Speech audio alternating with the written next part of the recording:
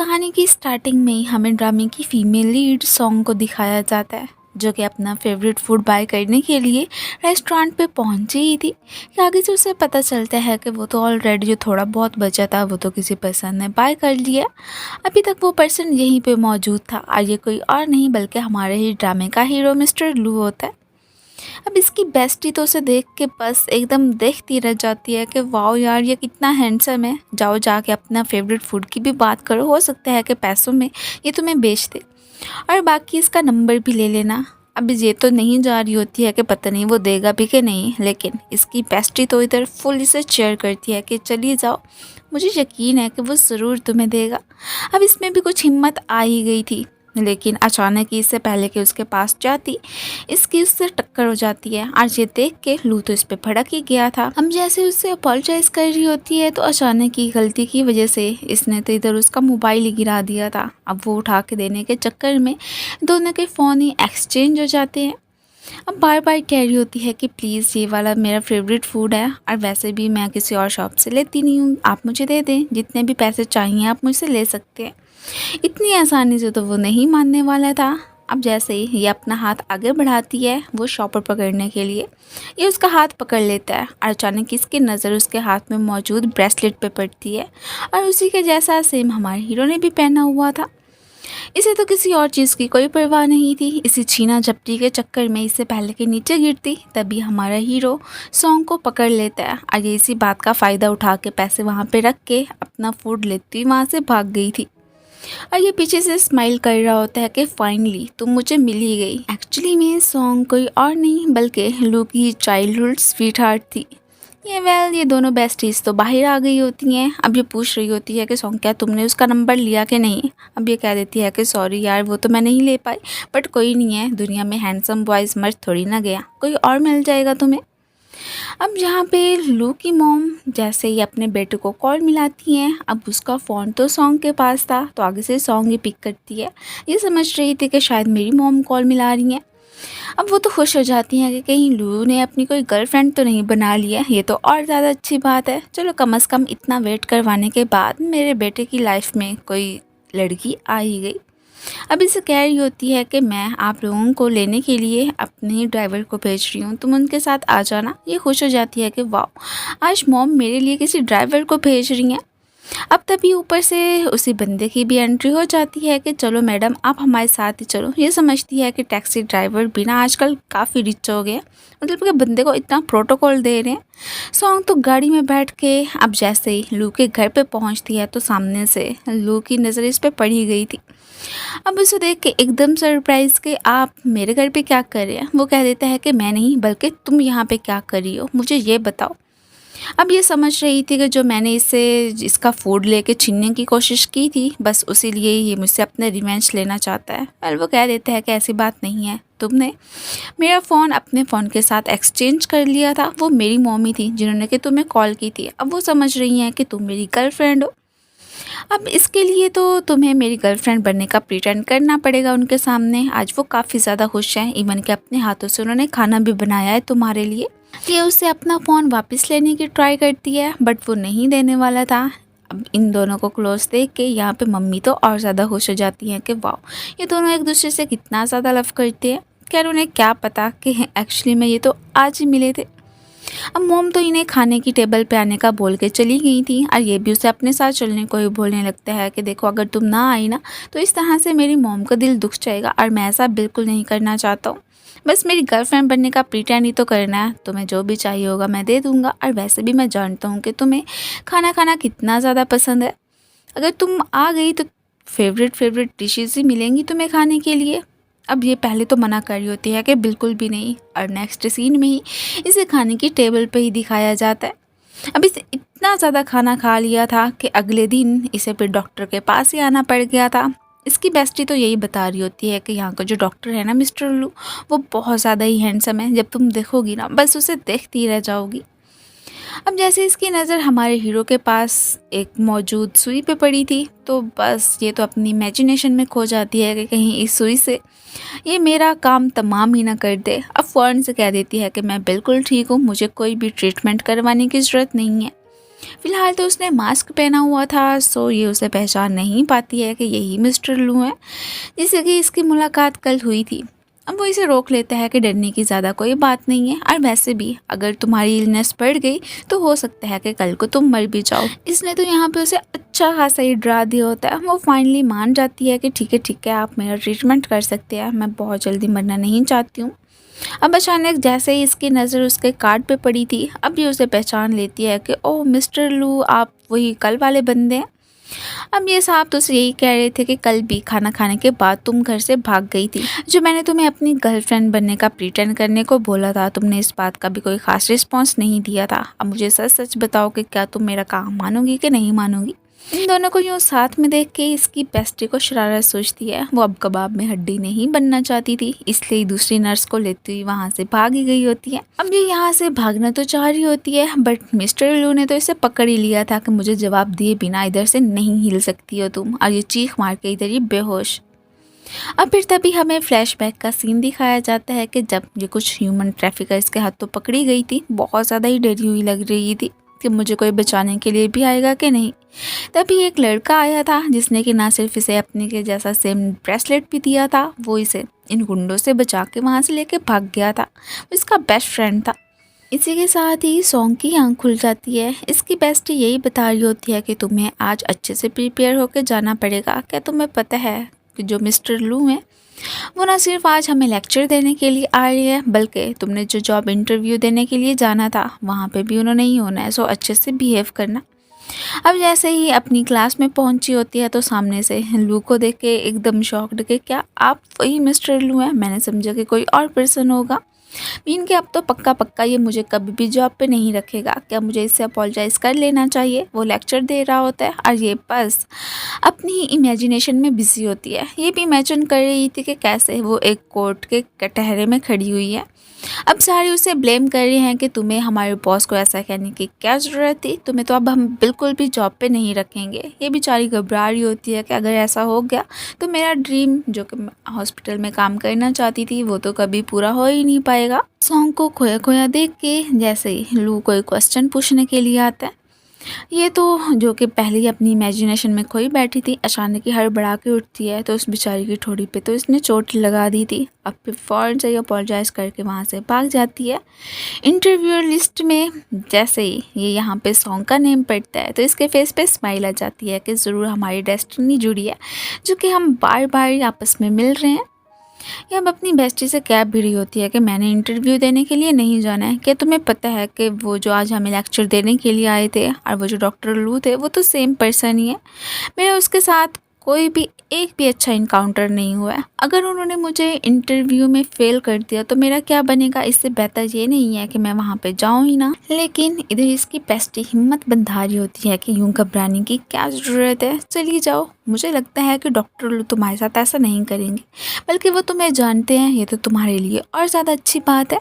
देख लेना, वो ज़रूर तुम्हें जॉब पे हायर कर लेंगे। अब खैर अपनी बेस्टी की बातें मान के सॉन्ग को अगले ही सीन में इंटरव्यू देते हुए दिखाया जाता है। अब जिस तरह के इनके बीच चैट वगैरह हो रही होती है, बाकी सारे इसके कॉलीग्स को मालूम हो गया था कि हो ना हो इन दोनों के बीच कुछ ना कुछ तो चल रहा है, जो कि लू ने अभी तक हमसे शेयर नहीं किया। इससे पहले कि ये मज़ीद अपने मुंह से कुछ भी फूटती कि जैसे कि वो इसके घर पे भी मिलने के लिए गई थी इसकी मॉम से, तभी लू इसका हाथ पकड़ के साइड पे लेके चला जाता है और पीछे से फैंग, जो कि लू का बेस्ट फ्रेंड है, यही सोच रहा था कि चलो शुक्र है कि मेरे फ्रेंड की लाइफ में भी कोई लड़की आ ही गई, वरना कि वो खड़ूस किसी के बारे में सोचता भी नहीं था। लू ने तो सॉन्ग को ही पकड़ के रखा हुआ था कि वैसे भी तुमने सबके सामने मेरी इमेज ख़राब करके रख दी है, अब पता नहीं कोई लड़की मेरी गर्लफ्रेंड बनेगी भी कि नहीं बनेगी। और बाकी रही बात मॉम की, तुमने तो पता नहीं क्या जादू कर दिया मेरी मॉम पे। वो तो बस जब से तुम हमारे घर से होके आई हो वो मुझसे बार बार यही बोल रही हैं कि मेरी बहू को घर पे लाओ। अगर मैं उन्हें बताऊंगा कि तुम मेरी गर्लफ्रेंड नहीं हो तो वो पता नहीं क्या सोचेंगी, इसलिए बेहतर यही रहेगा कि तुम मेरी गर्लफ्रेंड अब बन ही जाओ। इस बार में ज़रूर गौर करना, बस प्रीटेंड ही तो करना है, जो करने को बोलोगी मैं वही कर दूँगा। अब ये सारा कुछ तो इसके जो फ्रेंड्स देख रहे थे फ़ौरन से ही वहाँ से भाग जाते हैं। अब ये बार बार उसे जो ऑफ़र दे रहा था कि अगर तुमने मना किया तो फिर देख लेना, मुझसे बुरा कोई नहीं होगा। वो भी इस बारे में सोचने ही लगती है। जब जब वो इसके क्लोज आता है यहाँ पे तो इसकी हार्ट बीट बहुत ही फास्ट हो गई थी। इससे पहले कि अपने मुंह से कुछ भी फूटती, वो फ़ौरन से इसके लिप्स को पकड़ लेता है कि मैं तुम्हारे मुंह से बिल्कुल भी ना नहीं सुनना चाहता हूँ। और बस यही कहता हुआ रेडी रहने को ही बोलने लगा था कि आज मैं तुम्हें अपनी मॉम से मिलवाने के लिए लेके जाऊंगा। सो उनके सामने बहुत ही अच्छे से बिहेव करना, समझी तुम। ये कह कि जैसे ही जा रहा होता है तो पीछे से ये उसे काफ़ी ज़्यादा कोस तो रही थी। अब जैसे ही लो मुड़ के देखते हैं तब तो इसने अपने एक्सप्रेशंस चेंज ही कर लिए थे कि जैसे कि ये कभी उसके बारे में उल्टा सीधा बोल भी नहीं सकती है। खैर नेक्स्ट सीन में इन दोनों को घर पे ही दिखाया जाता है। मॉम अपने बेटे को देखने की बजाय बल्कि सीधा दौड़ती हुई सॉन्ग के पास से आई थी कि तुम कैसी हो, मैं तुम्हें बहुत ज़्यादा मिस कर रही थी। देख के लू तो बहुत ज़्यादा जेलस फील करने लगा था कि ये क्या बात हुई मॉम, आपको तो अपने बेटे की ज़रा भी परवाह नहीं है, एक दूसरी आई लड़की को आप इतनी इंपॉर्टेंस दे रही हैं। मॉम तो फ़ौरन से उसे चुप रहने को बोलने लगी थी। अब जैसे ही खाने की टेबल पे आती हैं तो ये अपने बेटे से बोल देती हैं कि जाओ हैंड वॉश करके आओ, और यहाँ पे सॉन्ग के तो खुद ही हाथ साफ़ करने लगी थी। अचानक जैसे ही इनकी नज़र ब्रेसलेट पे पड़ती है तो ये बोलना तो चाह रही होती हैं कि सेम ऐसा मेरे बेटे के पास भी है, लेकिन पीछे से ही इसने आके मॉम को ये सब कुछ बोलने से मना कर दिया था। मॉम थोड़ी बहुत कंफ्यूज हो जाती हैं कि ये ऐसा क्यों कर रहा है, इसे बता क्यों नहीं देता है कि एक्चुअली में ये तो उसके बचपन का ही फ्रेंड है, कहीं ये उसे बाद में धोखा तो नहीं दे देगा। इसलिए क्लियरली इन्होंने आंखों ही आंखों में अपने बेटे को वार्न कर दिया था कि अगर तुमने इसे ज़रा भी चीट करने की कोशिश की ना बेटा जी, फिर देखना मैं तुम्हारे साथ कैसा सलूक करती हूँ। और फिर बाद में सॉन्ग के साथ ही बातों में मगन हो गई होती हैं और ये भी पूछ रही थी कि वैसे तुम्हें ये ब्रेसलेट किसने दिया था। ये बता देती है कि मेरा एक दोस्त था जो कि फिर बाद में हमें छोड़ के कहीं दूसरी सिटी चला गया। उसे ढूंढा तो मैंने बहुत है लेकिन वो अभी तक मिला ही नहीं है। खैर वो भी अभी से थोड़ा बहुत वेट करवा ही रहा होता है कि जब वक्त आएगा मैं ज़रूर इसे बता दूंगा कि इसके बचपन का वो फ्रेंड कोई और नहीं बल्कि मैं ही हूँ। यहाँ पे मॉम ने तो इन दोनों के रहने के लिए एक अपार्टमेंट का अरेंज कर दिया था। अब जाहिर सी बात है वो तो यही देखना चाहती थी कि वाकई में ये दोनों रिलेशनशिप में हैं कि नहीं है। अब फ़ौरन से ही ये भी अब क्या ही करती, मजबूरी में इसे भी मानना पड़ जाता है कि ठीक है मैं इसके साथ रहने के लिए तैयार हूँ। अब कॉन्ट्रैक्ट साइन कर लिया था तो उसे निभाना भी तो था ही सही। इनके जाने के बाद ही पीछे से मॉम ने अपने ही एक आदमी को कॉल करके इनके अपार्टमेंट को बहुत ही अच्छे से डेकोरेट करवा दिया होता है। अब ये जैसे ही वहाँ पे पहुँचे थे सामने से इतना रोमांटिक सा ही इन्वायरमेंट देख के पहले तो एकदम सरप्राइज हो जाते हैं कि कहीं हम किसी गलत जगह पे तो नहीं आ गए। बट दोबारा ओपन करने पे अब इन्हें पता चल जाता है कि अरे हाँ ये सारा किया धरा किसी और का नहीं बल्कि मॉम का ही होना है। जैसे कि हम लोग अभी ही शादी करके घर पे पहुँचे हैं, हालांकि ऐसी तो कोई भी बात नहीं है, बस कुछ अर्सा ही तो साथ में रहना है। अब जैसे ये अपनी शर्ट उतार रहा होता है ये अपनी इमेजिनेशन में खो गई थी कि अब भी वो मेरे क्लोज आएगा और किस तरह से हम दोनों इंटीमेट हो जाएंगे और वो मुझे किस भी करने लगेगा। और बहुत जल्दी फिर अपनी इस इमेजिनेशन से बाहर भी आ जाती है। उसने तो अपनी शर्ट इसलिए उतारी थी कि क्या तुम्हें ये सब कुछ अच्छा लग रहा है, अगर नहीं लग रहा है तो कोई बात नहीं है, हम इन सारी चीज़ों को ही इधर दोबारा से रीअरेंज कर लेते हैं। ये जैसे ही उठने लगी थी तो अचानक ही फिसल के इससे पहले कि नीचे गिरती तभी लुई से पकड़ लेता है। दोनों बहुत क्लोज आ गए थे। मज़ीद कोई किस भी होती तो तभी अचानक ही सॉन्ग को उसकी मॉम की कॉल आ जाती है। मॉम तो सॉन्ग से डॉक्टर लू के हवाले से ही बात कर रही होती हैं कि मैंने खुद ही तुम्हें उनके पास भेजा था तो फिर क्या बना। वैसे अगर वो मेरा दामाद बन जाए ना तो बस मज़ा ही आ जाए। अब यही सारी बातें सुन के तो हमारा हीरो ब्लश करने लगा था कि इसकी मॉम भी चाहती हैं कि मैं ही इसका बॉयफ्रेंड बनूं। अब ये जैसे तैसे करके बात को संभाल लेती है कि मॉम आपकी भी क्या आदत है, हर वक्त बस मजाक ही करती रहती हैं। लेकिन मॉम तो इधर सीरियस ही होती हैं। अब इससे पहले कि मज़ीद कोई भी डॉक्टर लू को लेके बात करती ये तो फ़ौरन से ही कॉल को डिस्कनेक्ट कर देती है। अब लू कहने लगा था कि जैसा तुम्हारी मॉम कहने को बोल रही थी तुम्हें भी उस बारे में कुछ सोचना चाहिए, यही सुनना था। ये तो फ़ौरन से उसे अपने रूम से बाहर निकाल लेती है और बाद में ब्रश भी करने लगी थी कि क्या सच में ये सब कुछ डॉक्टर लू के कहने का क्या मतलब था कि उसके दिल में भी मुझे लेके फीलिंग्स हैं। अब यहाँ पे तो बस उसी के बारे में ही सोच सोच के परेशान हुए जा रही होती है। यहाँ पे हमें फील होता है कि हो ना हो सॉन्ग के दिल में भी लू को लेके फीलिंग्स डेवलप होना स्टार्ट हो गई हैं। अगले दिन इसे यकीन नहीं आ रहा होता है कि मैं डॉक्टर लू के साथ ही यहाँ पे रह रही हूँ। अब जैसे ही वो डोर नॉक करता है, ये ओपन करके सीधा ही उसकी चेस्ट पे और उसके फेस पे भी हाथ लगाने लगी थी। जल्दी से रियलाइज़ हो जाता है कि ये कोई सपना नहीं है, बल्कि रियल में ही वो इसके सामने खड़ा हुआ है। अब जो उसे पकड़ लेता है कि जो अभी अभी मेरे साथ छेड़खानी कर रही थी, उसकी कंपनसेट करना तो तुम्हें बनता ही है। इससे पहले कि वो इसे किस करता, ये फ़ौरन से उसे धक्का दे देती है। इसी बीच ये काफ़ी क्लोज भी आ गए थे। अब ये एक्सक्यूज़ करती हुई वहाँ से भाग ही गई थी और अपने रूम का डोर बंद करने के बाद बहुत ज़्यादा ब्लश भी कर रही होती है कि क्या मैं उसके इतने क्लोज आ गई थी। अब फिर हमें हॉस्पिटल में एक और लड़की निंग को दिखाया जाता है, जो कि कब से ही लू को पसंद करती आई है। अब जैसे उसके साथ न्यू इंटर्न लड़की को देखती है तो इसका भी जेलिसी के मारे बुरा हाल होता है कि इसे जॉब पे रख तो रख कैसे लिया लू ने। वो जब भी इसके क्लोज आती है वो इसे अपने सामने कर लेता है। अब हमें फ्लैशबैक का भी सीन दिखाया जाता है कि कॉलेज में एक दफ़ा कैसे निंग कितनी ज़्यादा उदास बैठी थी। उसका मूड फ्रेश करने के लिए हमारा हीरो कुछ खाना लेके आया था। तभी से ही उसे पसंद करने लगी और उसी की खातिर इसने भी डॉक्टर बनने का डिसाइड किया। और बस उसे चेज़ करने के चक्कर में इस हॉस्पिटल को भी इसने ज्वाइन कर लिया। लेकिन लू तो जस्ट इसे अपने फ्रेंड ही मानता है। उसके दिल में तो कभी भी इसे लेके कोई भी फीलिंग्स डेवलप नहीं हुई हैं। इसका फ्रेंड जो कि फेंग है आके बोल रहा होता है कि आज रात को एक पार्टी है, सो क्या तुम वहाँ पे चलोगे? सारे कॉलीग्स ही आ रहे हैं। लेकिन ये जाने से मना कर देता है कि मेरी क्या ज़रूरत। फेंग भी कह देते हैं कि ठीक है तुम्हारी मर्जी है, वैसे वहाँ पे सॉन्ग भी आ रही है। अब सॉन्ग का नाम सुन के इसने तो फ़ौरन से ही पार्टी में जाने का डिसाइड कर लिया था। अब पार्टी में इसकी नज़रें तो जस्ट सॉन्ग को ही ढूंढ रही होती हैं, बट तभी ऊपर से निंग आके इसका हाथ पकड़ते हुई साइड पे ही चली गई थी।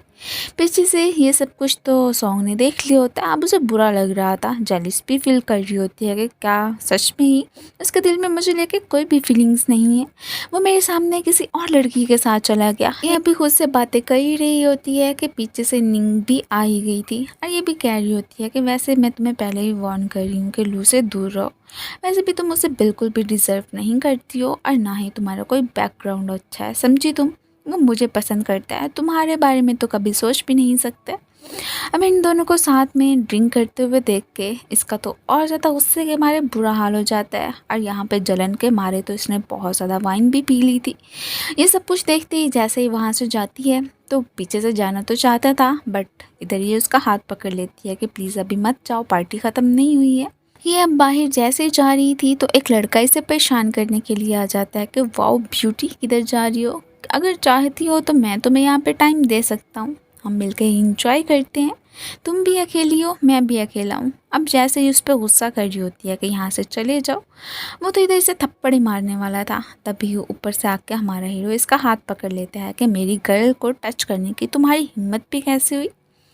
अब इसके भागने के बाद ही वो इसे पकड़ता हुआ घर पे ही लेके आ गया था, बट यहाँ पे इसने तो हमारे हीरो को पकड़ ही लिया होता है। काफ़ी ज़्यादा ड्रंक हो गई थी, इसे समझ नहीं आ रही होती है कि मैं क्या कर रही हूँ। अब तो यहाँ पे लू ने भी इसे पकड़ लिया था कि शुरुआत तुमने ही की है, अब ख़त्म ये सब कुछ मैं करूँगा, फिर बाद में मुझे ब्लेम मत करना। और यहाँ पे दोनों ही इंटीमेट हो गए थे। नेक्स्ट डे जैसे ही सॉन्ग की आँख खुलती है तो उसे लगने लगा था कि जैसे रात को जो कुछ भी हुआ था वो जस्ट मेरा सपना ही था। मैं आजकल लू के बारे में ज़्यादा सोच रही हूँ ना बस। अब खाने की टेबल पे इसकी मुलाकात लू से हो जाती है। पहले तो हेजिटेट फील करने लगी थी कि उससे कैसे बात करूँगी, फिर कह देती है कि नहीं जो कुछ भी हुआ था वो तो जस्ट मेरी इमेजिनेशन थी ना, इसे क्या ही पता। इसे खाने पे इनवाइट करता है, ये भी फ़ौरन से आके बैठ गई थी। लू जैसे ही इससे रात जो कुछ भी इनके बीच हुआ था उस बारे में बात करना चाहता था। ये अब समझ लेती है कि शायद जो कि उस गुंडे से प्रोटेक्ट करके मुझे घर पे लेके आया था, उसी हवाले से ही इसने जो मेरी मदद की थी उसके बदले में कुछ चाहता है। बोल देती है कि हाँ हाँ ठीक है, मैं तुम्हें कंपनसेट कर दूँगी, उस सबकी रिस्पॉन्सिबिलिटी मैं लेती हूँ और वैसे भी किसी को भी नहीं बताऊँगी कि कैसे हम दोनों एक घर में रहते हैं। मैं जानती हूँ कि तुम उसे पसंद करते हो ना, वो जो लड़की है निंग, कहीं वो जेलिस ना फील करे। अब ये सब कुछ सुन के अब ब्लू को भी गुस्सा आ जाता है कि ये क्या बात हुई, मैं इसे क्या बोल रहा हूँ और ये आगे से क्या कह रही है क्या। और बस ऐसे इसने उसे ब्रेकफास्ट भी ले लिया ताकि तुम्हें अब खाना भी मेरे हाथों का बना खाने की कोई भी ज़रूरत नहीं है। जान गया था कि इसे तो कुछ याद ही नहीं है, ये सब कुछ कैसे भूल सकती है। लू ने पहले तो इससे ब्रेकफास्ट ले लिया था। अब जैसे ही ये हॉस्पिटल पहुंचती है तो फैंग के हाथों बहुत सारा खाना सारे ही कॉलीग्स के लिए उसने भिजवा दिया होता है। एक्चुअली में ये सब कुछ तो उसने सॉन्ग के लिए ही किया था। ये खुशी खुशी खाना खाने लगी थी। चोरी चोरी इसने जैसे उस पर नज़र रखी हुई थी उसे बड़े ही प्यार से देख रहा होता है। अब जैसे इन दोनों पर नज़र पड़ती है निंग की तो उसका जलन के मारे और ज़्यादा बुरा हाल हो जाता है कि इतने अरसे में तो इसने कभी भी मेरी इतनी केयर नहीं की है जितनी कि इस लड़की की कर रहा है। इसे तो मैं सबक सिखा के रहूँगी, अपने रास्ते से भी हटाना है। यहाँ पे नर्स घबराई हुई इसके पास आती है कि कैसे एक लड़का छत से कूदने की कोशिश कर रहा है, शायद कि डिप्रेशन का शिकार है। अब हमें उसकी हेल्प करनी ही पड़ेगी, हमें साइकाइट्रिस्ट की ज़रूरत है। अब ये फर्न से बोल देती है कि वो जो इंटर्न है ना उसे ही जाके इस सारी बात का बता दो, बस ज़रूर हमारी मदद करेगी। ये नर्स आके फर्न से इसकी हेल्प मांग लेती है कि तुम्हें ही कुछ करना पड़ेगा वरना कि वो लड़का तो जान की बाजी हार जाएगा। ये कोई और नहीं बल्कि हमारे ड्रामे का ही सेकंड मेन लीड मू था। अब इसी बात से ही परेशान होता है कि मेरी मॉम की डेथ के बाद ही डैड ने कभी भी मुझे इतनी इम्पोर्टेंस नहीं दी है, बल्कि मेरे सर पे तो एक स्टेप मॉम और अपने दूसरे बच्चों को भी लेके आ गए हैं और कभी भी मेरी इतनी चिंता नहीं करते हैं। और मेंटल होने का बहाना बना के मुझे इस हॉस्पिटल में भी इन्होंने एडमिट करवा दी है। अब सारे डॉक्टर्स कह रहे होते हैं कि प्लीज़ नीचे उतर आओ, इस तरह से तो तुम्हारे डैड की रेपुटेशन भी ख़राब हो जाएगी कि वो अपने बेटे को सही से प्रोटेक्ट नहीं कर पाए। इसी बात का ही तो सबसे ज़्यादा मुँह को गुस्सा होता है कि सब लोगों को सिर्फ मेरे डैड की पड़ी हुई है, मेरी किसी को क्यों नहीं परवाह है। मीन कि उनकी रेपुटेशन ख़राब हो जाएगी, चाहे मेरी जान चली जाए, इस बात से तो किसी को भी कोई फ़र्क नहीं पड़ता है। तो ठीक है, आज मैं मर ही जाऊँ तो यही बेहतर होगा। अब यही सारी बातें तो सुन ली थी सॉन्ग ने भी। वो आगे से तसल्ली दे रही होती है कि देखो हर किसी इंसान की जो भी जान होती है ना वो बहुत ही इंपॉर्टेंट होती है। इसी छोटी मोटी चीज़ों के लिए तो हम इसकी नहीं ले सकते हैं ना। तुम खुद ही अपनी लाइफ को चेयर करो, अपने लिए ही कुछ बनो, दूसरों के लिए जीने की क्या ज़रूरत है। इसकी बातों से तो वाकई में मुँह को कुछ हौसला मिल गया था। और वैसे ही ऐसे मानो कि जैसे कि उसे सॉन्ग से फर्स्ट साइट लव यू हो गया हो, क्योंकि उसकी लाइफ में आज तक इतने प्यारे वर्ड्स तो किसी ने भी नहीं बोले थे। इतने में ही सारे डॉक्टर्स आके उसे साइड पे लेके चले जाते हैं। इसका पाँव भी फिसल गया था। इससे पहले कि नीचे गिरती लू ने आके इसे पकड़ लिया था और इसे ही गोद में उठाता हुआ सीधा इसका जो कि पाँव पे चोट लगी थी आके मसाज करने लगता है। अब साथ में डांट भी रहा था कि तुम्हें ये रिस्क लेने की क्या ज़रूरत थी। मुझसे कुछ से दूर कर देती है कि मुझे डांटने की ज़रूरत नहीं है, मैं कितना ज़्यादा डर गई थी, इतनी ऊंचाई थी, अगर मैं नीचे गिर जाती तो। अब फिर उसे तसल्ली देने लगता है कि ठीक है, मुझे तुम्हें डांटना नहीं चाहिए था, तुमने जो भी काम किया बहुत अच्छा किया। यहाँ पे कुछ दिन तो इसने हॉस्पिटल में स्टे कर लिए थे। अब कह रही होती है कि देखो मैं डिस्चार्ज हो सकती हूँ, मेरा पाँव लगता है ठीक हो गया है, लेकिन वो नहीं मानने वाला था कि तुम्हें कुछ और दिन रेस्ट करने की ज़रूरत है। तभी इसे विज़िट करने के लिए मुँह आ जाता है। एक्चुअली में मुँह जो कि इसे पसंद करने लगा था वो थैंक यू बोलने के लिए ही आया होता है और साथ ही साथ इसे शादी के लिए प्रपोज भी कर देते हैं कि मैं वाकई में हमेशा हमेशा तुम्हारे साथ रहना चाहता हूँ। और ये देख के लू को जेलिसी होती है कि इसकी तो ऑलरेडी गर्लफ्रेंड है, तुम्हें कुछ भी कहने की ज़रूरत नहीं है। और ये प्रूफ करने के लिए उसके सामने इसे किस कर लेते हैं। अब ये उसे खुद से दूर कर देती है कि लू क्या करने की कोशिश कर रहे थे आप, और कह देते हैं कि मैं तुम्हारी हेल्प ही तो कर रहा था, इतने हालात में तुमने मेरी मदद की सो आज मैंने तुम्हारी कर दी। ये भी कह देती है कि ठीक है बस मेरी मदद ही कर रहे थे ना, वैसे कहीं इसके दिल में मुझे लेके फीलिंग्स तो नहीं है। ये बात तो इसने लू के मुंह पे बिल्कुल नहीं कही थी। निंगू कुछ तलाश करते करते जैसे ही लू की टेबल पे आई थी तो यहाँ पे इसके अचानक की नज़र ब्रेसलेट और एक फ़ोटो पे पड़ती है। अब इसे समझ आ जाती है कि अच्छा तो सॉन्ग कोई और नहीं बल्कि इसकी बचपन की फ्रेंड है, इसी वजह से उसे पसंद करता है। इन दोनों को सेपरेट करने का तो इसके पास आइडिया आ ही गया था। खैर बहुत ही लू के मना करने के बावजूद भी अगले दिन फिर से मूसा पहुंचे होते हैं कि ठीक है अगर आप मुझसे शादी नहीं करना चाहती हैं, लेकिन मैं आपको थैंक यू तो बोलना ही चाहता हूँ कि आपकी वजह से ही मुझे नई ज़िंदगी मिली। अब मैं अपनी लाइफ में काफ़ी ज़्यादा हैप्पी हूँ। यहाँ पे इससे पहले कि मज़ीद कोई भी बात करते ऊपर से ही लू आ जाता है और उसने फ़ौरन से ही मुँह को यहाँ से भेज दिया था कि तुम्हें मेरी गर्लफ्रेंड से अब तुम लोगों का टाइम ख़त्म हो गया, मज़ीद चैटिंग करने की ज़रूरत नहीं है। इसे दिल हारा हुआ देख के पीछे से ही पहुँच जाती है निंग कि मैं तुम्हारी हेल्प कर सकती हूँ उसका साथ देने में। इसे वही ब्रेसलेट देने लगी थी जो कि लू के पास था। सो बस फिर क्या था, जैसे ये हॉस्पिटल से डिस्चार्ज होकर जा रही होती है तो लू आके से वही ब्रेसलेट दिखा देता है। अब हमें फ्लैशबैक का भी सीन दिखाया जाता है कि कैसे इस जगह को छोड़ के जाने से पहले ही वो ब्रेसलेट लू ने इसे पहनाया था। अब ये एकदम सरप्राइज़ रह जाती है कि वो मेरे बचपन का फ्रेंड कोई और नहीं बल्कि मुँह ही है। अब ज़ाहिर-सी बात है ब्रेसलेट तो इसने उसके हाथों में देख ही लिया था।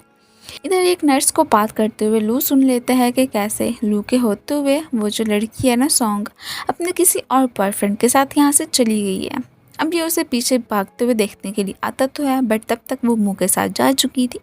ये तो इतना ज़्यादा टुन्न हो गया था कि इसे यहाँ पे तो उस निंग में भी सॉन्ग नज़र आ रही होती है। निंग को भी इसी बात का फ़ायदा मिल जाता है कि तुम्हें तो मैं किसी और का कभी होने नहीं दूंगी। अपने लव की कन्फेशन उसने इससे कर ही दी थी।